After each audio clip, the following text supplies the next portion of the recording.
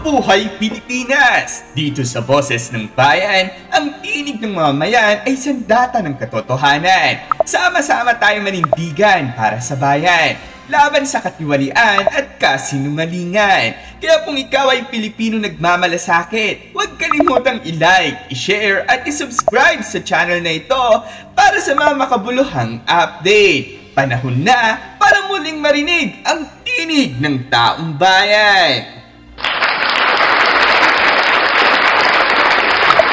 Magandang araw mga kababayan! Isang importanteng pahayag ang ipinahayag ni Pinoy Survivor tungkol sa kaligtasan ni VP Sara Duterte, lalo na sa kanyang kampanya. Ayon kay Pinoy Survivor, binanggit niya na si VP Sara ay maaaring maging isang target para sa mga may hindi magagandang layunin.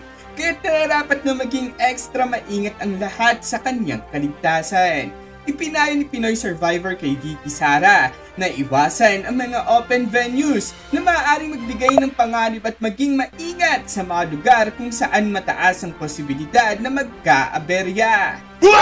Binigyan din niya ng payo ang mga kasamahan ni VP Sara na magplano ng mga ligtas na hakbang at tiyakin na ang kampanya ay maganap sa mga secure na lugar. Ang pahayag na ito ay paalala lamang na kahit gaano kalakas ang suporta sa isang kandidato, laging mahalaga ang kaligtasan ng bawat isa.